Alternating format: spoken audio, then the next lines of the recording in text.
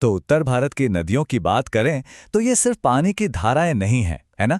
ये एक पूरी की पूरी सभ्यता की धड़कन है। आज के इस एक्सप्लेनर में हम इसी विशाल नदी तंत्र के उद्गम, इसकी सहायक नदियों और उस गहरे प्रभाव को डिकोड करने वाले हैं जो ये हमारी कृषि और अर्थव्यवस्था पर डालती हैं। चलिए बिना देरी किए सीधे इस जलीय यात्रा में डुबकी लगाते हैं। हम इस सफर को कुछ इस तरह से तय करने वाले हैं। पहले नदी तंत्र के बेसिक्स, फिर सिंधु, गंगा और ब्रह्मपुत्र के विशाल नेटवर्क। उसके बाद हम देखेंगे कि आज इन पर क्या खतरे मंडरा रहे हैं, और आखिर में एग्जाम्स के लिए कुछ सबसे क्रूशल फैक्ट्स का एक क्विक रिकैप। तो शुरुआत करते हैं हमारे पहले पड़ाव से, नदी तंत्र के मूल सिद्धांत। मतलब ये पूरा सिस्टम आखिर काम कैसे करता है। आसान भाषा में समझें तो रिवर सिस्टम एक मेन हाईवे की तरह है, जिसमें कई छोटी छोटी सड़कें यानी सहायक नदियां आकर मिलती हैं। उत्तर भारत की बात करें तो ये मेन हाईवे सीधे हिमालय की ऊंचाइयों से शुरू होते हैं। और दिलचस्प बात यह है कि मुख्य नदी तो बस एक रास्ता है, असली वॉल्यूम और ताकत इन छोटी छोटी ट्रिब्यूटरीज यानी सहायक नदियों से ही आती है। हिमालय नदियों की सबसे बड़ी खासियत पता है क्या है? इनका 12 मासी होना। मतलब पूरे 365 दिन इनमें पानी रहता है। कारण बड़ा सिंपल है, गर्मियों में इन्हें पिघलते ग्लेशियरों से पानी मिलता है और फिर मानसून में जोरदार बारिश से। यही कंटिन्यूअस फ्लो उत्तर भारत के उन उपजाऊ मैदानों को बनाता है जो सच में करोड़ों लोगों की लाइफलाइन है। बेसिक्स के बाद अब हम वेस्ट की तरफ चलते हैं। हमारा दूसरा टॉपिक है सिंधु नदी प्रणाली। इतिहास और भूगोल का एक बहुत ही फैसिनेटिंग कॉम्बिनेशन। 2880 किलोमीटर, ये कोई छोटी मोटी दूरी नहीं है। शक्तिशाली सिंधु नदी तिब्बत में मानसरोवर झील के पास से निकलती है, फिर लद्दाख के मुश्किल रास्तों से होते हुए पाकिस्तान में एंट्री लेती है और सीधा अरब सागर में जाके मिल जाती है। सच में ये नदी पूरी की पूरी इंडस वैली सिविलाइजेशन का बेस रही है। अब इस सिस्टम की असली जान है वो मशहूर पंजाब की 5 नदियां।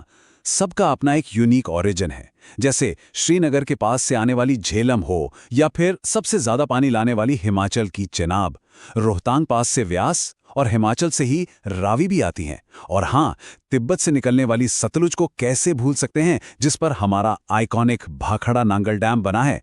ये पूरा नेटवर्क किसी मास्टरपीस से कम नहीं है। लेकिन यहाँ एक जियोपॉलिटिकल ट्विस्ट भी है। 1960 की सिंधु जल संधि को देखें तो इस ट्रीटी ने इन नदियों के पानी को बहुत ही क्लियर तरीके से बांट दिया। रावी, व्यास और सतलुज का कंट्रोल भारत को मिला, जबकि पश्चिमी नदियों यानी सिंधु, झेलम और चिनाब का पानी पाकिस्तान को। इतने सारे बॉर्डर टेंशन्स के बावजूद इसे दुनिया के सबसे सक्सेसफुल वाटर एग्रीमेंट्स में से एक माना जाता है ना कमाल की बात। चलिए अब वेस्ट से सीधा उत्तर भारत के दिल की तरफ चलते हैं। हमारा तीसरा और शायद सबसे महत्वपूर्ण फोकस, गंगा नदी प्रणाली। एक बहुत ही इंटरेस्टिंग फैक्ट ये है कि गंगा शुरुआत से ही गंगा नहीं होती। गंगोत्री ग्लेशियर से जब ये निकलती है तो इसे भागीरथी कहते हैं। मैजिक तो तब होता है जब देवप्रयाग में ये अलकनंदा से आकर मिलती है। इसी शानदार ज्योग्राफिकल मर्जर के बाद इसे वो नाम मिलता है, गंगा। और फिर शुरू होती है 2525 किलोमीटर की एक लंबी यात्रा, हरिद्वार, कानपुर, प्रयागराज से लेकर वाराणसी, पटना और आखिर में कोलकाता तक। ये सिर्फ पानी का बहना नहीं है, ये लिटरली भारत का एक पूरा का पूरा कल्चरल और इकोनॉमिक कॉरिडोर है, जिस पर अनगिनत शहर बसे हैं। बेशक गंगा का ये विशाल रूप अकेले नहीं बनता। प्रयागराज में यमुना आकर इससे मिलती है, जो खुद चंबल, बेतवा, केन और सिंध का पानी लेकर आती हैं। उधर नेपाल से घाघरा और गंडक जैसी नदियां जुड़ती हैं, और अमरकंटक से निकलकर उल्टी यानी उत्तर की ओर बहने वाली सोन नदी भी इसी में आकर मिल जाती हैं। ये सब मिलकर गंगा को उसका असली आकार देती हैं। अब इन सारे ट्रिब्यूटरीज के बीच एक नदी ऐसी है जो अपनी तबाही के लिए काफी कुख्यात है। ज्योग्राफी एग्जाम्स का यह क्लासिक सवाल है, ऐसी कौन सी नदी है जिसे बिहार का शोक कहा जाता है?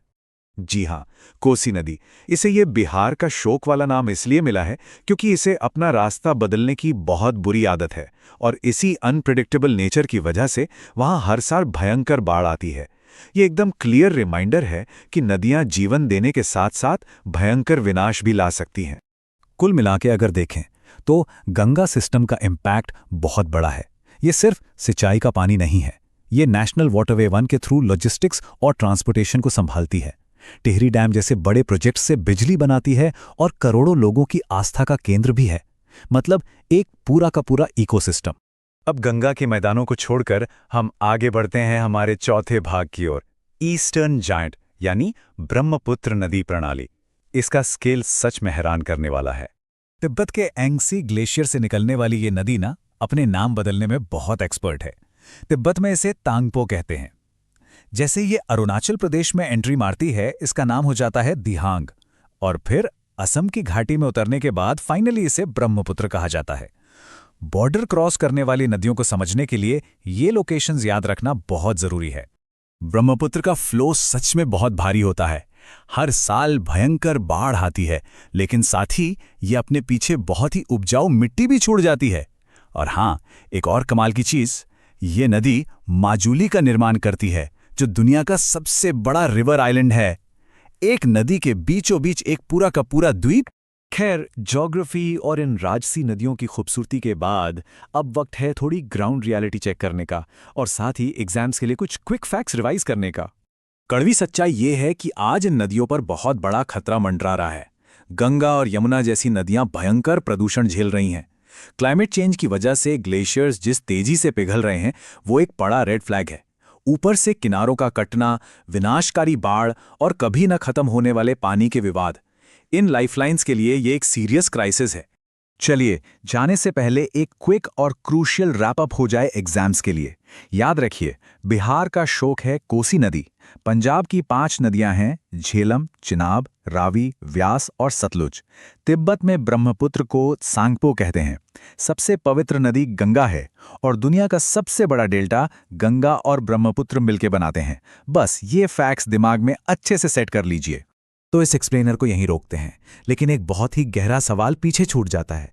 लगातार पिघलते ग्लेशियरों, बढ़ते प्रदूषण और इस मॉडर्न डेवलपमेंट की अंधी दौड़ के बीच क्या ये नदियां, जो सदियों से हमारा भरण पोषण कर रही हैं, आगे सर्वाइव कर पाएंगी? हम इन्हें कैसे बचा सकते हैं? ये सच में एक बहुत ही सोचने वाली बात है।